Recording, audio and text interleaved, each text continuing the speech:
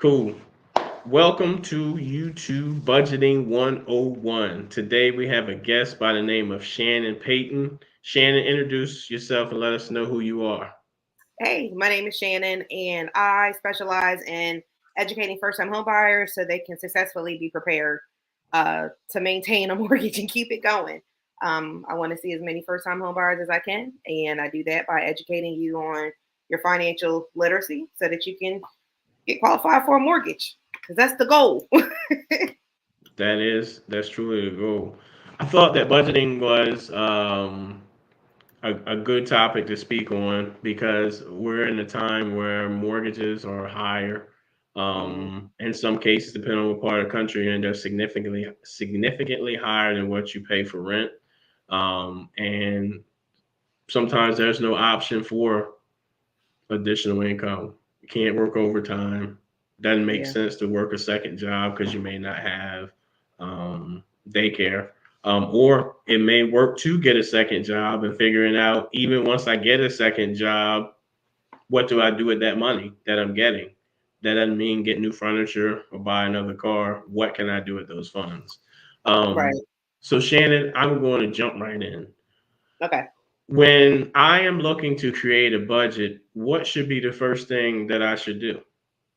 Definitely print off your bank statements, and you want to print off whatever your bank statements were from the previous month, and you want to be prepared to be honest with yourself. I recommend that once you print off your bank statements from the previous month, you highlight it and you just pick a color, one for like your bills or your needs, one for your wants or things that you can have a little more control over, and then your savings or debt goals. And that's typically what I recommend to people when they first come to me and they're like, I want a budget. Because if you don't know what you're doing, then you don't know where you're going. Got you. Um, so when I have my bank statements, what should Mhm. I be looking for? So the biggest things that you want to be looking for is first you want to pick what's a necessity. So we're looking for things like mortgage or rent, utilities, car payment, internet. Like if you work from home, it's a necessity for you to have the internet, car insurance. So those bills that are going to be set or that you can pretty much get an idea of what it's going to be every month. What's another one? Cell phone bill. Now, the next level of what I would say is going to be more things that you have control over, or I don't want to say once because you have to eat. You need food to eat. You have to have gas in order to get to your job. So the next thing I would highlight are the things that are going to be controllable, like groceries, gas, clothing, beauty, or self maintenance, things of that nature. And then I would pick a different highlight. And then the last thing I would definitely do is going to be like savings, debt. And I know that that might be a little bit backwards, but the reality is that you can always bounce back from debt. Now, I'm not telling anybody don't pay your credit cards. I'm not saying that, but it's important to maintain and pay attention to what is a necessity to live, and then what you can control because debt is really not essential to living. Okay. So what I hear you saying is you need to be realistic in what you're spending, Yeah, essentially. absolutely. Like And I when tell people, I'm sorry. Go ahead. well, and saying that when you're talking about food is essential, yeah, we need groceries, but we don't need filet mignon every night from Right. my from my Outback, right? Absolutely. And I think it is being realistic. And the thing like I tell people when I teach the budgeting piece, I say, Shannon wants a Suburban. I want it to be eggplant or hunter green. I want peanut butter leather seats. I want a panoramic sunroof. Okay. But Shannon also knows that she can't afford an $800 truck payment. What Shannon can afford is a $500 or $400 van payment for a van that has better gas economy. It can still fit my family. That still has leather seats and still has all the other necessities that I think are important to me. So it's definitely assessing what the realities are of your life and what your life is doing at that moment. Like you don't want to budget focusing on a dream, because if you budget focusing on a dream, you're not being honest with yourself. Like I have to maintain what I'm doing today. So with the income I have today, with the bills that I have today, with the way that my living circumstance is today, I can't budget with the hope that I'm going to get a raise next month. If it's not happening, we're not counting it. And sometimes we have the tendency to do that. Right. So, okay, where should I be putting this data? Is there a budget worksheet I can have? Do I need to put it in a notebook, Excel spreadsheet? Like, where should I be putting this data and how should I track it? Yeah, so I've tried several different ways, and there's tons of ways that you can do it. So you can use an app if you're more of a technological person, which is okay if you're willing to go in and check it every day.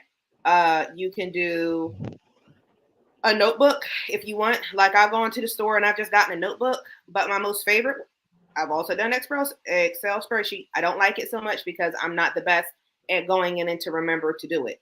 And I can't see it. Like I like to put my hands on something and feel it in my fingers. Like I'm the same way when it comes to getting magazines. Like I want to hold the magazine in my hand. I don't want the download, right? So my most favorite way is to get a budget planner, right? And when I personally budget, and just something that I recommend to people is when you get a budget planner, it's helpful because it's going to give you a calendar view and then it's going to give you a list view. Now, you can do this however you want, but essentially it's going to work the same. So when you get your bank statements, you want to take whatever you're paying each month and you want to write it down in a list view that makes sense to you.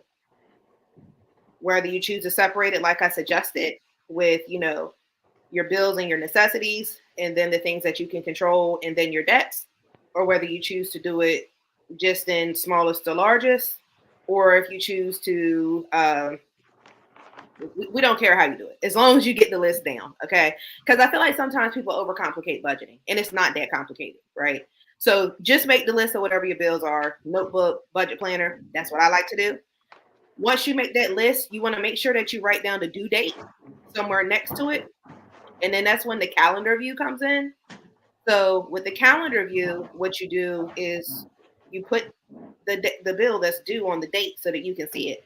And this is helpful because now you can see overview from the 1st through the 30th or 31 days of the month. This is when my bills are due and this is when it falls.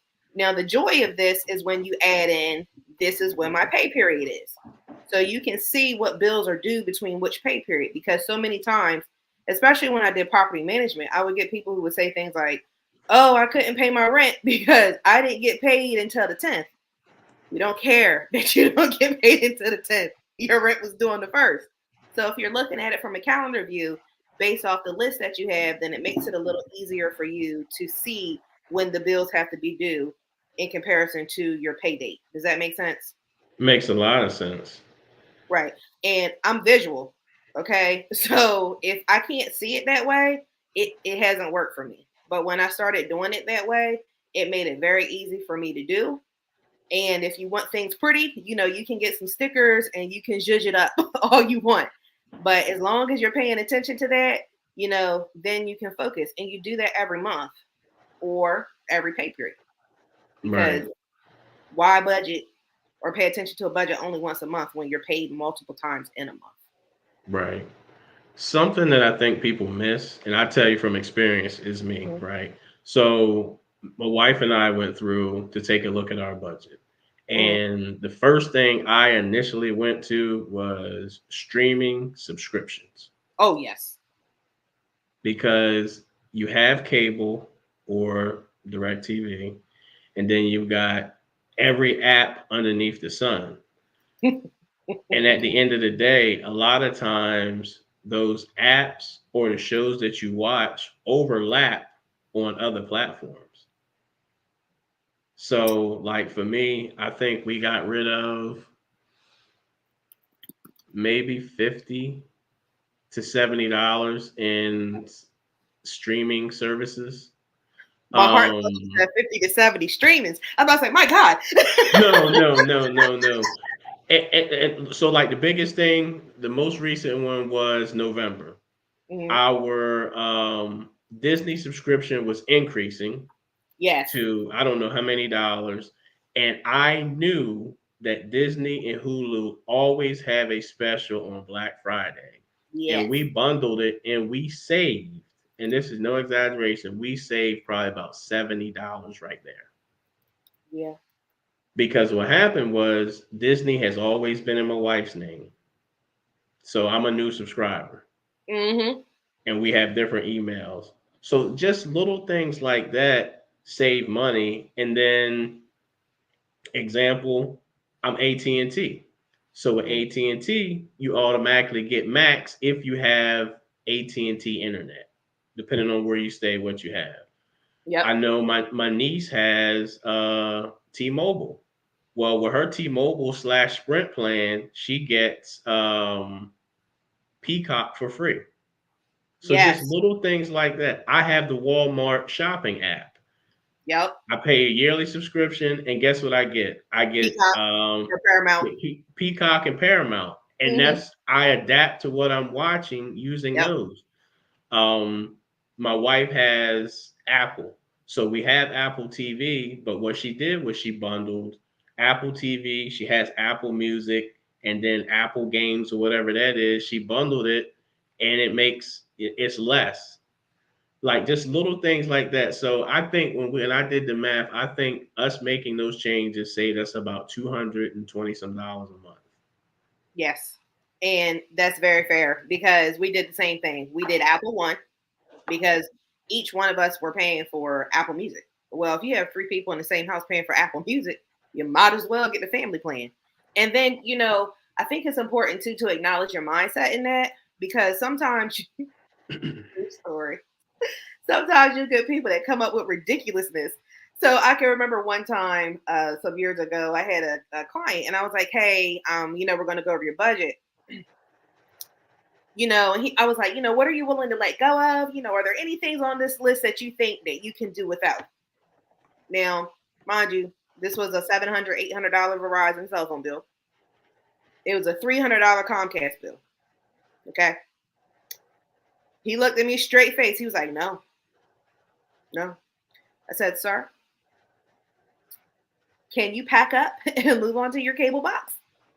He was like, no. I said, then I think that that's something you can let go of because there's not anything that requires you to have this in your lifestyle that you've explained to me today. So it's important for you to be really honest with yourself about your lifestyle and then your goal. Because yes, is it uncomfortable to not have Comcast? Like I remember when we first cut the cord with cable.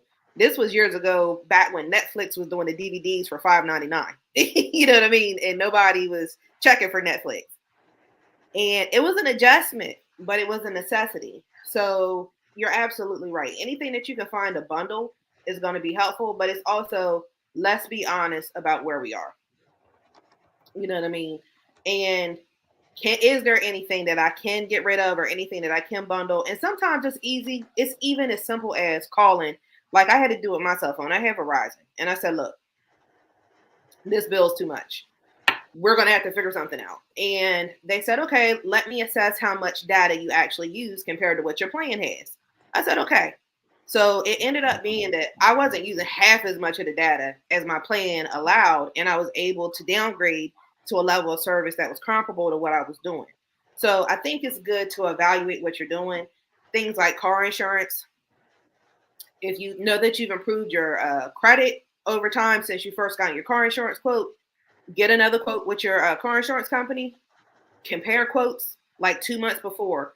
Even if you are a homeowner, if you're thinking about it, with homeowners insurance, you want to get a quote for your homeowners insurance at least 2 months before your premium goes up because you're likely to get better pricing. If you wait till the last minute to get a quote on your insurance, then the premium can be higher.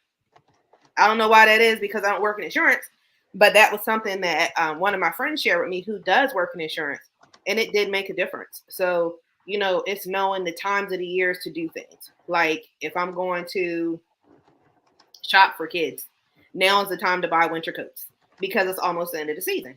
Like if you're in an area where you have a winter season. So instead of me spending $150 for coats, I just got 2 coats for, I don't know, $40. It's the small things. And you don't have to coupon, because I did coupon. And sometimes, couponing is a trap because you're like, oh, I'm about to get all this stuff for free. If I buy this, then I can get this. But if you don't do it just so, you'll find yourself spending more money than what's necessary. I ain't saying there's nothing wrong with couponing because I do it.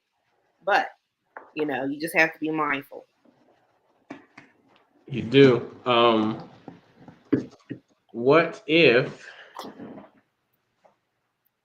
if I can't seemingly find anything? Like, what should I really, really target in the beginning? Because at first, you're in denial in what you can and can't separate from what you said, right? What could I do to gradually migrate away from stuff, right? I know you're not all going to go cold turkey in 1 month. What would be the first thing I should try to migrate away from in terms of so I can get used to decreasing and getting on my budget? Because I know it's hard to do it all at once. What are some tips that you would suggest to someone? For sure. So, oh God, I'm almost ashamed to say it. But one of the first areas that we had to start in, true story, was eating out. So when we did our budget, I mean, I knew we ate out, right? I knew we did because there was a convenience to it. What I didn't realize is that we were eating out like $500 a month. So it was like, oh, whoa, hold the phone. So check with the things that you kind of already know in your gut. You know what I mean? Right. So eating out, even in travel, and I know that this is going to sound odd, but I have this thing where I don't like necessarily backtracking. So if I go somewhere, I like to make the best use of the trip.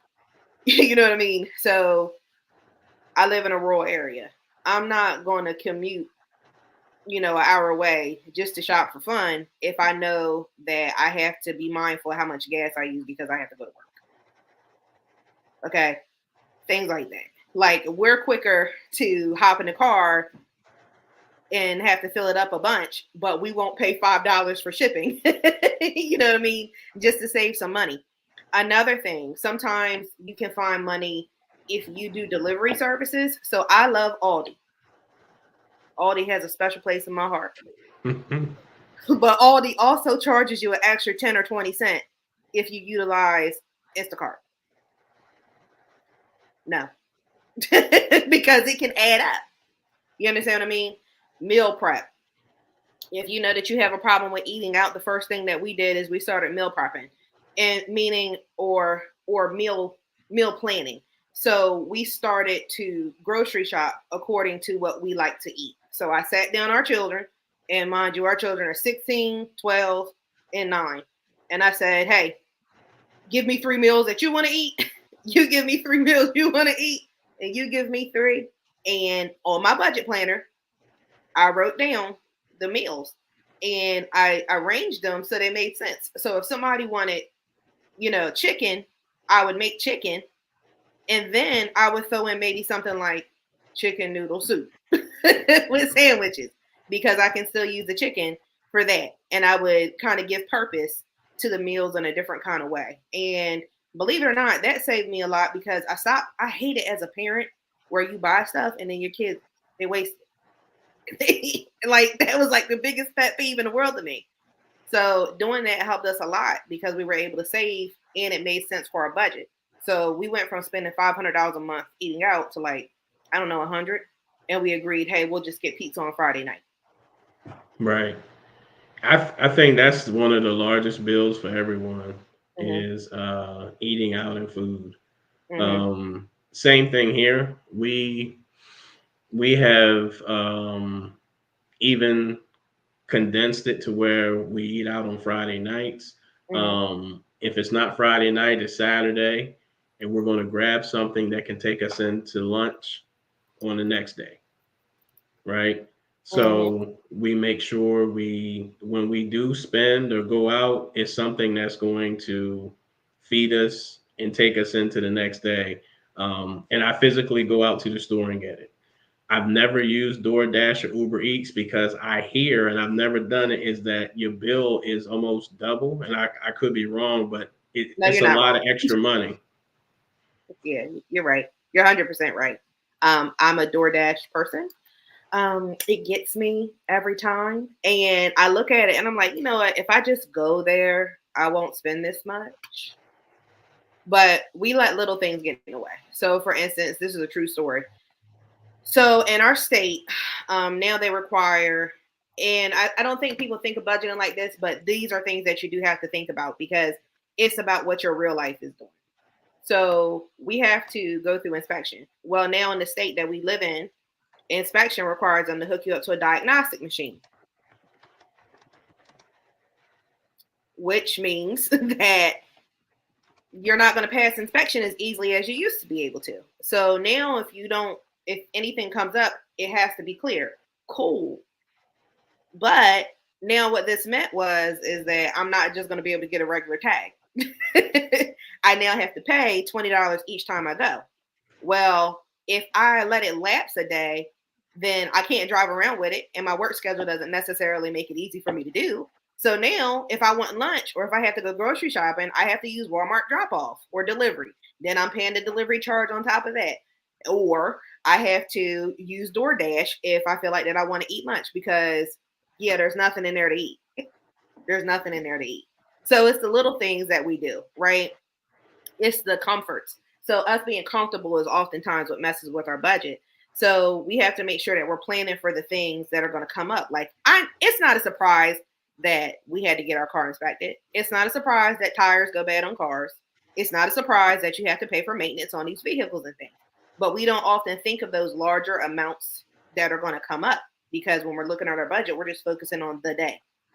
So I think that's something else that people have to pay attention to. Focus on those larger expenses that you're not thinking about on a day-to-day basis, or what some people call sinking funds. So you might want to take that and maybe create a savings account for it where you're contributing to it a little bit throughout the year instead of feeling like you're getting beat by it when it comes up and you're forced to do it. Because when you're forced to do it, that is when you're going to start making more rush decisions. And then you're going to do things like commit to paying something that you can't because you're feeling like you got to do something, or extending your lines of credit and then effectively increasing the amount of money that you have to put out each month. Gotcha. That's all great information. So, Mm-hmm. hey guys, if you're just joining, we are talking about budgeting 101.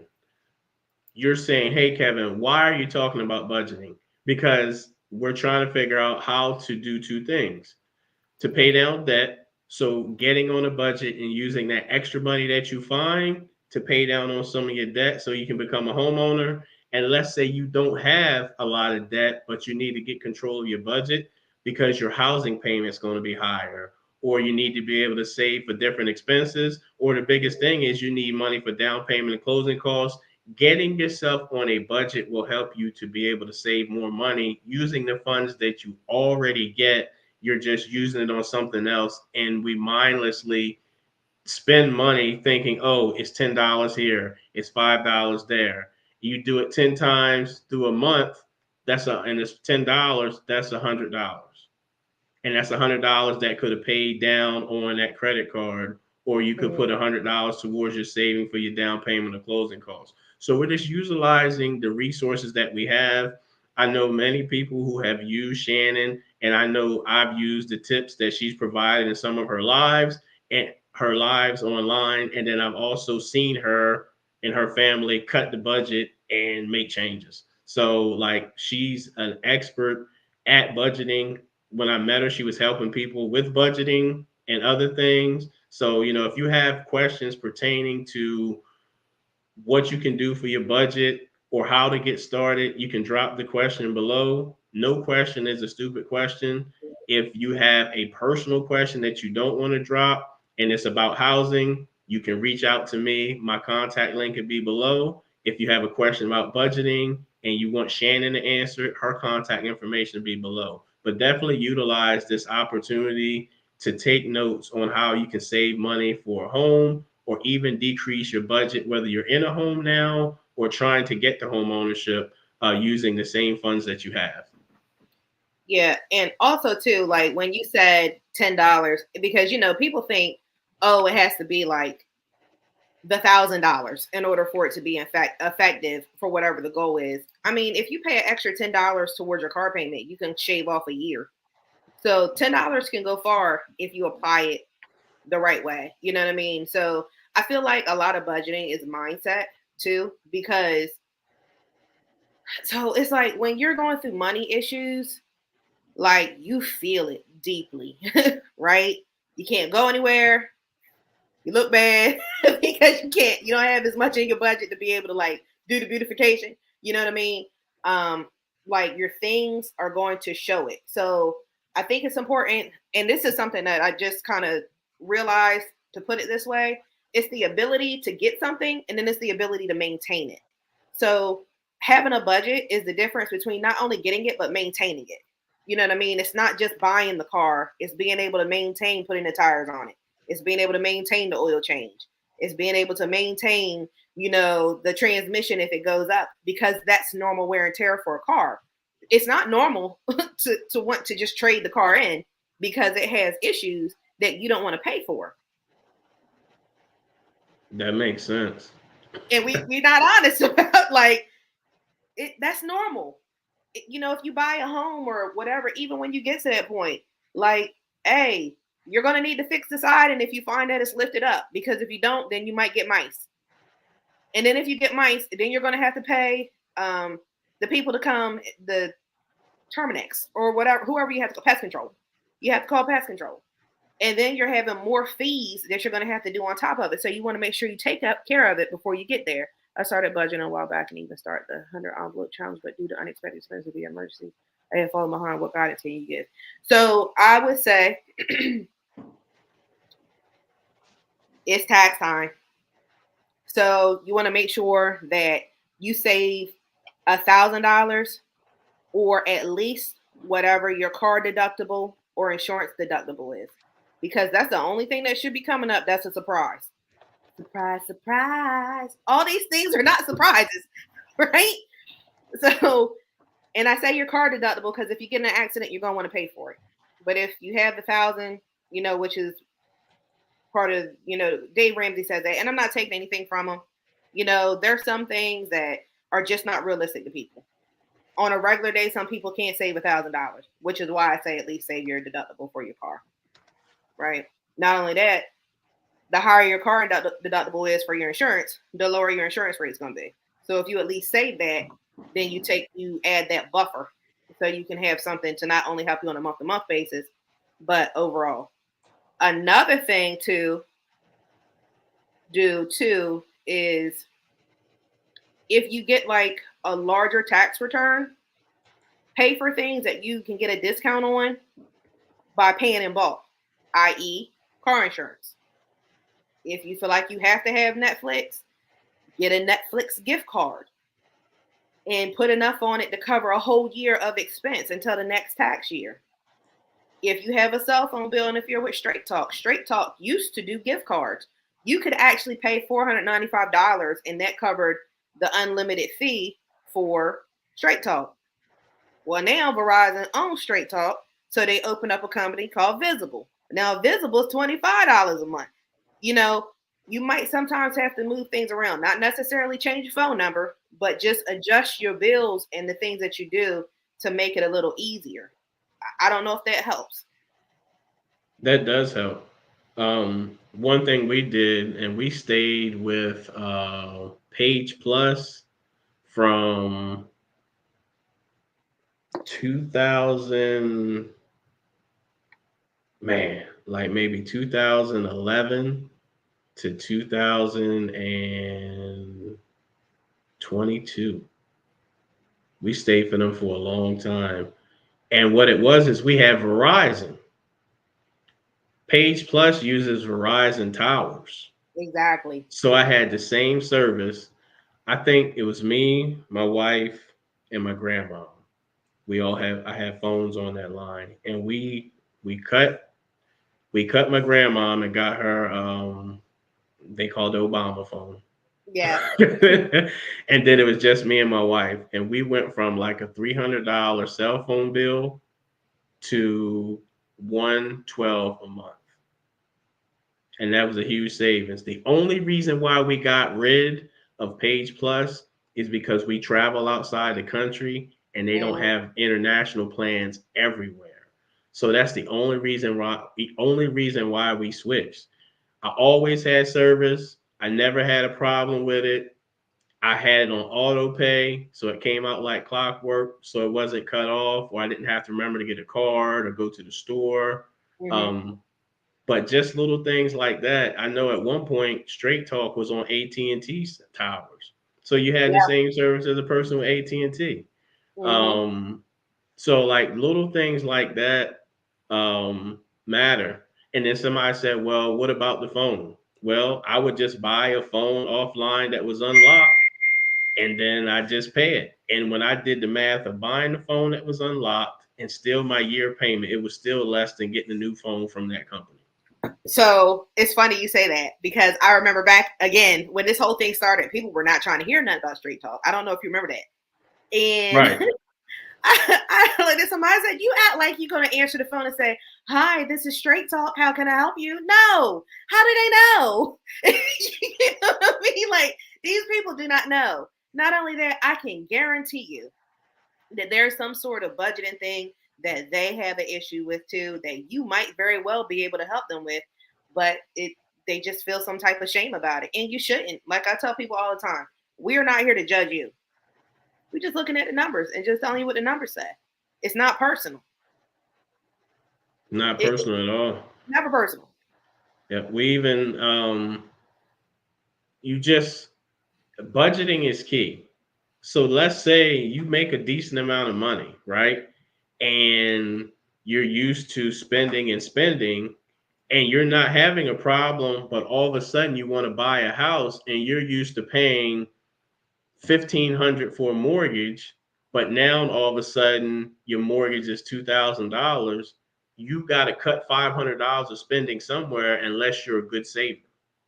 So unless you're saving $500 a month, now you have to transition and figure out where's this $500 coming from. I Right. can't do DoorDash. I can't go turn up all the time. If you're in Mm-mm. Atlanta, you can't go to the hookah lounge all the time. You see what I'm saying? Like you can't do certain things all the time because you still need to have money budgeted and set to the side in Absolutely. case maintenance. Something's going to happen to that house. New construction or existing construction, something is going to happen to your house, and you need to be able to have money set aside to pay it. For Whether sure. it's bugs coming in, your washer and dryer mess up as soon as you move in 30 days later, 2 years Mm-hmm. later, the dishwater's not working. Shower head comes off because for whatever reason. Because you got kids. Um, yeah, because you got kids. Toilet stopped up. Like as a part of owning a home, you need to have money set aside for budgeting. So this isn't just for people who are looking to purchase a home and save money. This helps too. But when you get into that home, you need to have a budget set aside and you need to really look at it because no longer are you going to be calling the landlord. You Right. are the person to call. Now, if you're married, you're probably going to say, honey, hey, we need to fix the toilet. You know what I mean? But other than that, you have to have money set aside for incidentals for your house because it's a major purchase. And that's something that I'm seeing a lot more about where people said they don't know or they didn't realize the maintenance you have to take care of a home. If you don't cut grass, you got to hire somebody to cut your grass. If you don't have kids, you need a lawn care person. Okay. So you saying all of that, right? Our whole entire 2023 was home maintenance. It was so bad. I did a series called The Cost to Maintain a Home because I was like, if you don't know, first of all, and here's something else that we have to get out of our minds. Like, I'm reading this book, and this is not me plugging anybody in particular, but I'm reading this book, and her focus is how to become rich. Okay. Is it okay if I say the book name? Yeah, that's fine. Okay, Rich AF. Okay, Rich What's AF what's by AF me. stand for?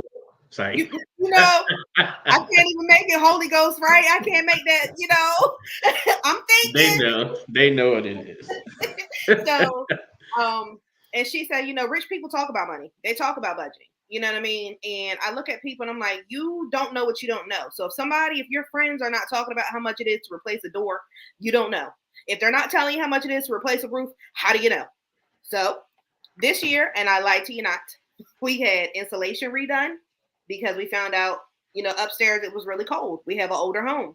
We have children. We needed to get it done. Well, they went to blow in insulation in one part of our house and there was none. Couldn't figure out why it was freezing. $16,000. They did. We got solar panels because I don't know about y'all, but energy up here costs 8%. Energy costs just increased 8% in our township alone. We got solar panels. I'm almost ashamed to say $50,000. Okay. Wow. Yeah, we had to get our cellar door fixed because water was being able to access the crawl space if we didn't get it fixed. Plus, we had to get the siding fixed. Plus, we had to get a tree cut down. The tree cut down was $900. The cellar was, I think, it was $1,900 when you added in them doing the steps, lifting the cellar, redoing the door, redoing the siding, and a couple other little things around here. So we know eventually we're going to have to get a hot water heater. That's $1,500 for the kind that we want to get because we want to be energy efficient. Now, so we're clear. The trade-off on this, because I'm not just throwing out this money, is we were able to utilize programs that gave us rebates. So we get a 30% rebate back on the solar panels, which means that when we do our taxes, any tax liability that we have, we won't have to owe because we have the credit that rolls over from year to year. You know what I mean? It's if you're going to do these improvements, make sure that the opportunity cost makes sense. So if you guys aren't familiar with opportunity costs, if I do this, if I take advantage of this opportunity, is it going to save me money or make me money? Purchase a home warranty package? Yeah, no. Because they're not going to cover all of that. And not only that, when you get a home warranty package, what they do is some warranty package companies determine what contractor you can use, and then they'll tell you at what limit they will go to fix the items. So they might do something like washer, dryer, hot water heater, but they're not going to do things that would be considered like the crawl space, the roof. Oh, when they did the installation, we found out that one of our joists, there was a leak. We had to get that fixed because they wouldn't do the spray foam until we got it done. So again, we got that done, but these things are what come up. Now, home inspections are good for some things, just not those things. It was what it was. We've been in our home for 12 years now, but we had to like catch up on a lot of stuff. Now, mind you, if we were in a different type of position or if we knew to pay attention to the maintenance portion of things, then maybe it wouldn't have hit us so hard. But some stuff we just don't know. Like we're not going to check in the attic to see if there's a leak. We're not doing that because our attic isn't like accessible easily. It doesn't have like steps like an old school house. Like you have to like lift it and move it. So we were able to get everything done, thank God. But it makes me mindful to share with people like this is what you can expect if these things come along because they're going to come. It's not an issue of if, it's when. Oh yeah, absolutely. And I'm not taking nothing from you. I'm sorry, Miss Wisdom. I'm not taking anything from what you're saying. But in those things, nah. Right. Hey, so guys, listen, if you're just joining this live and you don't know what the heck are they talking about, we are talking about budgeting 101, how to get on a budget, how to create a budget, what items to look at on your budget. If you're just joining, go back to the beginning and listen if you're on the replay. If you have any questions pertaining to budgeting, you can drop it down in the chat and we'll get them answered by Shannon or if I can chime in. If you are new to the channel, do us a huge favor and hit the subscribe notification. We go live at least once a week, and you'll get notified when we go live. And guess what? It costs you nothing to subscribe. This is a free subscription. So that's a part of your budget right now. We can entertain you and educate you.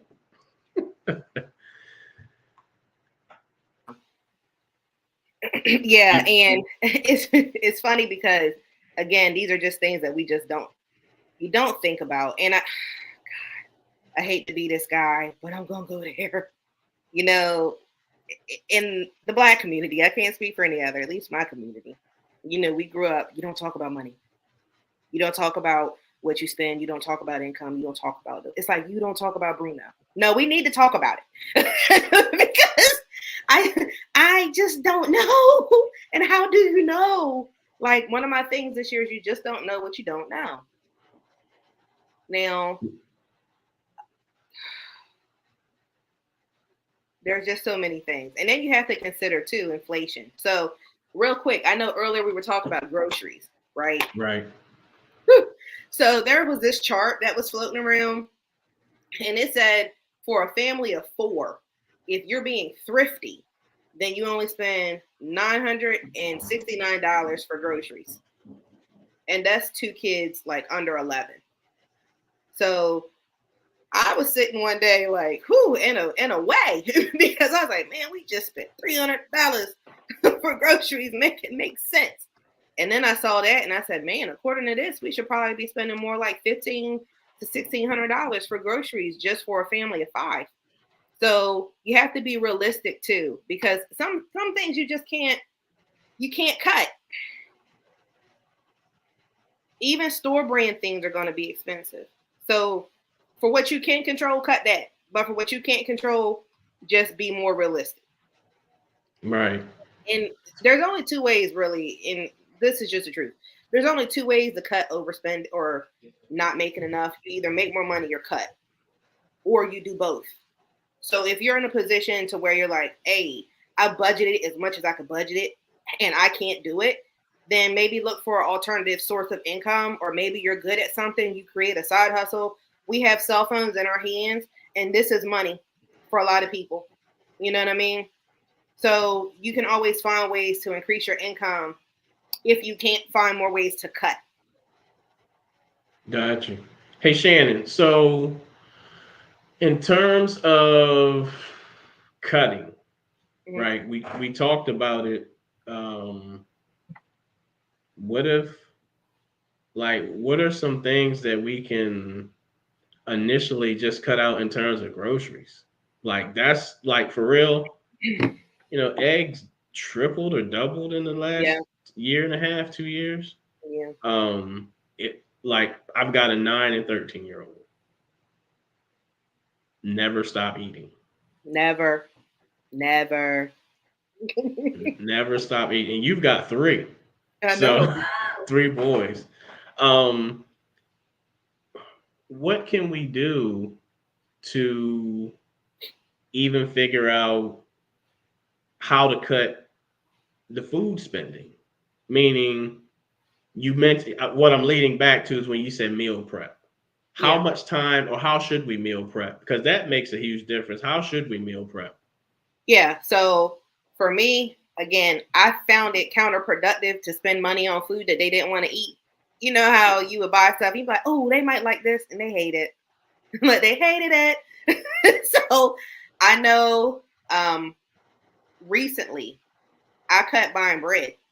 I started making bread. I found a really easy recipe, and it doesn't take me long to make, and I know what's going in it, and I can make like 6 loaves of bread for the same price, essentially, that I would probably pay with stuff that I already keep in my pantry. So this is the thing. Okay, so thank you. So this is what I do. And I'm sorry I said thank you because the thought just came to my head. So I'll go to my pantry, okay? And I'll look for what I already have. I do this 1 of 2 ways. I'll look for what I already have, and I will make a meal plan according to what I have. If I go in my pantry and I see that I have bow tie pasta and I have maybe pesto and I have chicken, then I know one day this week I'm making pesto, chicken, and pasta. That meal is super cheap because I can use 1.5 chicken breasts, okay, which could be like $3. I can use $1 box of pasta, and it's $2 for the pesto. So what's that? $6, and that's a meal that'll feed my family of 5, right? If I know that I have a lot of vegetables and I keep like a little old school with this, but I'll keep like the turkey and I'll put it in the deep freezer. Then I'll pull it out and I'll make soup because I have extra, vegetables and things. And I'll make like grilled cheese. But if I can't come up with a meal, then when I go grocery shopping from out of my pantry, and I'll say to the kids, what do you want to eat? Because it just makes it easier. Sometimes they want pizza more often than what I can do by going out to like, some of these pizza places are high. I won't name any of them, but some of them are high. So instead, I'll just get like a pizza, or I think what we're going to start doing is letting them make their own pizzas. So that way it kills 2 birds with 1 stone. It allows you to spend time with your children. You get to monitor what they're basically putting in their body, and it's going to save you some money. And this too, I just rotate the same meals. I'm not getting creative anymore. I rotate what I know they're going to eat. I don't buy things that are going to be super expensive. If it's meat, then I need to buy it on sale. Red meat's expensive right now. If you want to get a better cut of pork, if you eat it, it's expensive right now. Chicken wings are expensive. I wouldn't buy things like chicken wings. I would get things that maybe you can buy in bulk and process down, or things that you can buy in at like a big box grocer. So, for instance, Sam's Club. I know I just said wings are expensive, but at least once a quarter, they'll run a special on wings where you can get a 10-pound bag of wings for $20. When you see stuff like that, bulk up, of which buy a deep freezer if you don't have one. Maybe you might need to start gardening. And I know you're like, I needed to know things I could do quickly. Well, these are things that you can do. It might require a little bit more effort, but it's things that you can do. Got you. So, hey guys, I'm just over here jotting down some things. So, in terms of budgeting, we mentioned streaming apps, but we didn't mention cutting cable. Yeah. Like, so Ooh. cutting cable, Sorry. looking at your streaming apps, that's 2. The third thing is auto insurance. You can always shop around to see about your auto insurance. The fourth thing that you can look into is cell phone bills. Looking at usage and time. Um, Maybe join a family plan and get a discount. Include your mother or your mother-in-law or your family plan so you can get a deeper discount. And then groceries. Like, those are 5 actionable items that you could do today and start to save. Because at the end of the day, as a community of African Americans, since it's Black History Month, if we pooled our money together that we spend, we would be the 3rd richest nation in the world. Yeah, because we don't keep it in our hand. Keep it in our hands. So we can save by, initially we get money in our pockets. It just goes. It just goes. We Yep. consume. Consume. One thing you said, I'm sorry, I got super excited because I was like, oh, I forgot this one. The Affordable Connectivity Program. So if your children, and I want you to follow what I'm putting down, because you don't have to qualify for free lunch in order to utilize this program. Your child just needs to be in a school where it's either deemed a free lunch school district, or you need to qualify for free or discounted lunch. Okay. So maybe your income doesn't let you qualify for discounted lunch, but your kids go to a school where lunch is free. Okay. So you have the Affordable Connectivity Program, and you can get cable for $30 off. It'll do the same thing with your cell phone for Verizon. And if you can prove it, you have your name registered with your child and you do everything online, then they'll give you that discount for a certain amount of time. That's something you can reapply for every year. I think Miss Wisdom, and I saw it when it popped up, she says that she cans. Now, some people, and she said, but canning is expensive initially. Once you get the product to can, it's not so bad. And she was right in that. But an alternative to canning, if you're going to garden, is freezing. So if you just get a freezer bag or get a deep freezer, flash freeze it, stick it in a bag, you can produce enough vegetables, and you don't need a yard to do it. This is gonna be my first year doing a garden in a vertical garden. Now I'm opting to utilize a product, but right now that product is buy one get one 60% off. I'm not saying the company, but you can Google it. Okay, it's a vertical garden. It's really great. No, I'm kidding. I kid. It's called Greenstock. So it's a really great opportunity if you want to try to learn how to garden or garden in limited space. So let's say you have an apartment, you can put a Greenstock on your apartment balcony. So you're without excuse to be able to utilize different services. Some communities even have community gardens. Seaford has one, and we're in a super rural area. You know what I mean? When you go and you have these opportunities, you go to the grocery stores. If you live in an area where maybe your state is known for something, bulk up then. Process, the bulk, buy, process, freeze, or can. Whatever way it is that you feel like you have to do it. And I know it might seem like that just seems unreasonable, but again, I like to be able to maintain my comforts of living, and I don't mind having to do something a little different to maintain that. So, and even that, you can even take that into real estate too, because it's a big movement for people who are doing homesteads and urban homesteads. I'm not sure if I say this right, but it's MedSav. They said also try not to carry a balance on your credit card. Those fees can be pretty expensive. That's a great way to save as well. For sure. If you can't afford to pay it off, don't even use the credit card. That's an even better way. Even better way. You're right. Because You're right. it's gonna creep up on you. And if you have debt right now, and if you know you're gonna get taxes back, pay off your credit cards. Bring whatever Gotcha. bills you have past due current, and then pay off your credit cards. Pay off your credit cards. Mm-hmm. Shannon, this has been great. I'm over here taking notes myself. Um, so, for anyone who is looking, you've got something for my community. What do you have for us? I do. If you are a first-time home buyer or looking to purchase a home, you're not sure where to start, you can download our free first-time home buyer guide. Now, if you're like Shannon, that's all great and fine, but I'm ready to get to the meat and potatoes of this thing. You also can take access to our home buyer starter kit, which is going to give you 12 days and 12 steps to become home buyer ready.